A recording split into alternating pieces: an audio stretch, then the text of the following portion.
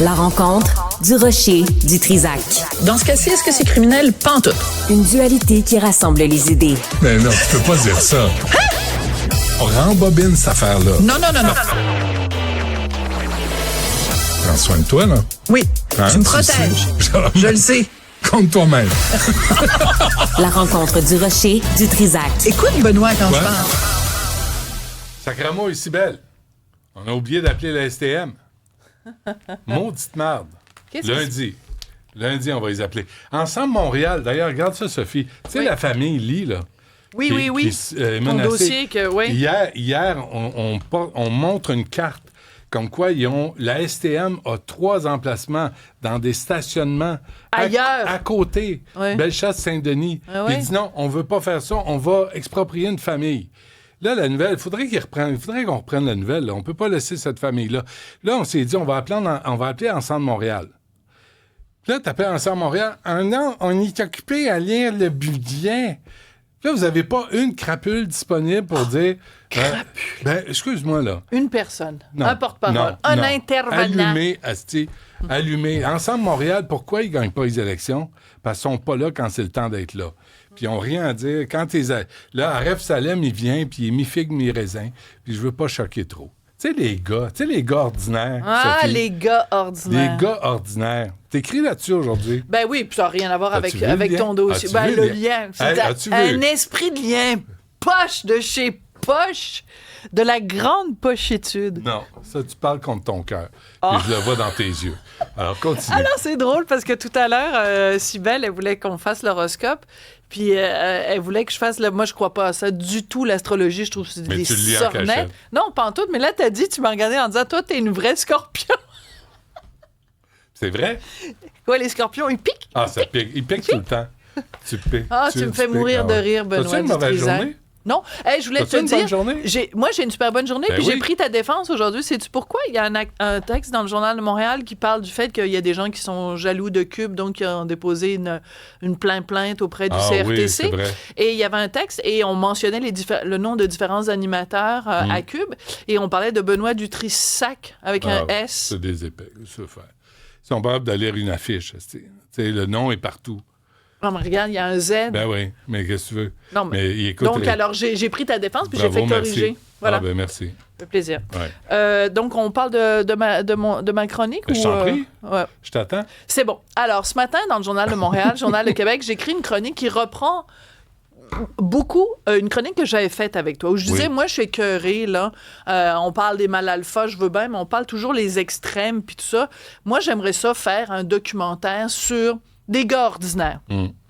Des gars qui prennent soin de leur blonde, des gars qui sont corrects, des gars qui partagent les tâches ménagères, des gars qui prennent leur congé parental. Tu sais, des bons gars, là. Oui, si tu vas trouver ça. Et aussi des gars qui vivent une certaine détresse, parce que ça arrive, on le sait, le taux de suicide est beaucoup plus élevé chez les hommes qu'il est chez les femmes. Il y a beaucoup d'hommes qui occupent des emplois dont jamais une femme voudrait. On peut-tu en parler aussi de cette réalité-là? On peut-tu parler du taux de décrochage scolaire chez les garçons? Parler du des taux hommes de... qui s'occupent de leurs enfants. Des gens, des gars bien, puis des gars qui, parfois, sont en perte de repères et en perte de boussole, et qui se font dire, quand ils parlent de la crise de la masculinité, se font répondre par... Des professeurs en études de genre et de sociologie. Ah, vous êtes misogyne. C'est misogyne de parler de la crise de la masculinité quand même. Puis vous quand avez même. le Faut le faire. privilège blanc. Ah, le privilège blanc, puis toute la patente. Puis ça. Fait que j'écris une chronique là-dessus dans le Journal de Montréal sur les hommes lambda, là, tu sais, moyens, dans la moyenne, le gars ordinaire. Je ne m'attendais pas, Benoît, à recevoir autant de messages de gars et de filles, mais beaucoup de gars qui me disent « Merci, ça va, c'est gentil », mais qui me disent « Moi, j'ai été abusé sexuellement. Moi, j'ai été battu. » Parce que dans ma chronique, je parle aussi de violence conjugale, de cas de violence conjugale où c'est la femme l'agresseur et où c'est l'homme la victime. des témoignages absolument bouleversants de gens qui me disent, ben si vous le faites, votre documentaire, Madame Durocher, vous allez venir m'interviewer, puis moi, je vais vous raconter que j'avais 8 ans, puis que je me suis fait sodomiser par un curé, et que le reste de ma vie a été bousillé, puis qu'on n'en parle pas de cette détresse-là. Et là, j'ai reçu un courriel, et je vais faire extrêmement attention, parce que la personne m'a dit, ben faites attention, parce que je veux pas qu'on puisse m'identifier. Mais c'est quelqu'un, donc, qui travaille dans le milieu carcéral. Donc, je veux pas dire c'est quoi son poste dans le milieu carcéral, mais c'est quelqu'un qui est en contact avec beaucoup, beaucoup, beaucoup de prisonniers et qui me dit, vous pouvez pas savoir la quantité d'hommes en souffrance. Ben oui, évidemment, ils se retrouvent dans le milieu carcéral, c'est pas des anges gardiens, là, tu comprends? C'est pas des... Ils ont un lourd passé, ces gens-là. Mais il dit la quantité d'hommes qui ont été abusés, qui ont été battus par leurs parents, qui ont été... Alors, je dis pas que ce sont des gars parfaits, puis je dis pas que nécessairement dans mon documentaire, c'est à ces hommes-là que je donnerai la parole, mais de la détresse, des hommes brisés, des hommes cassés, des hommes tout croche, il y en a, et c'est certainement pas en leur disant « Ferme ta gueule, je veux rien savoir de ce qui t'est arrivé », qu'on va arriver à un meilleur équilibre des choses. Quand un homme devient violent, par exemple, avec sa conjointe ou avec ses enfants, à chaque fois, on dit... on parle, par exemple, des maisons où on accueille les femmes victimes de violences conjugales.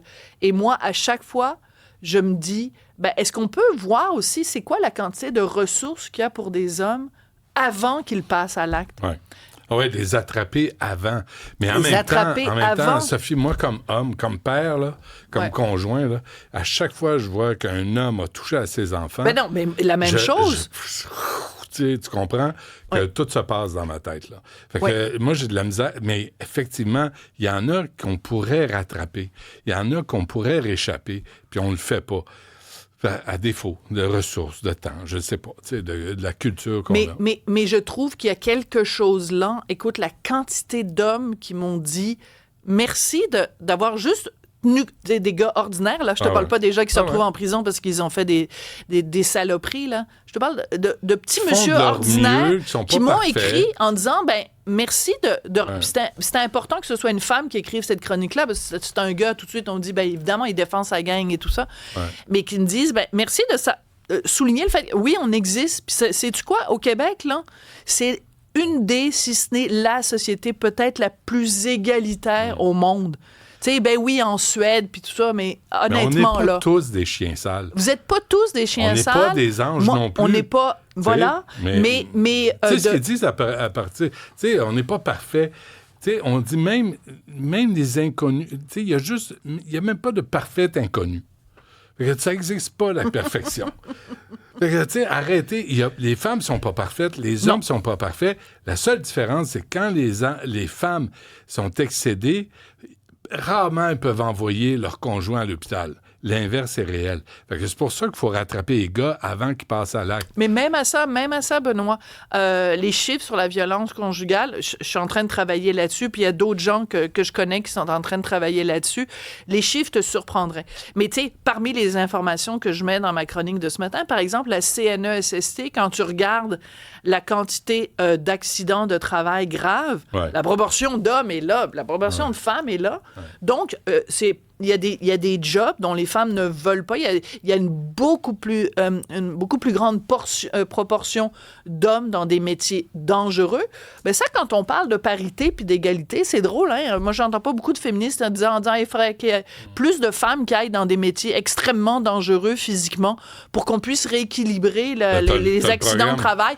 On aimerait ça qu'il y ait une parité dans les accidents de travail. On n'entend pas ça. Ben non, on n'entend pas ça parce que vous êtes bien contente quand même. Tu sais, quand on parle du privilège masculin, ben c'est aussi le privilège d'avoir plus de chances de se suicider puis de se blesser puis ben voilà. Non, c'est ça. Donc il faut aussi tenir compte des deux réalités. Quand on est vraiment féministe puis qu'on est pour l'égalité, ben on tient compte des deux réalités puis on n'a pas une qui est meilleure ou plus grave ou plus intéressante que l'autre.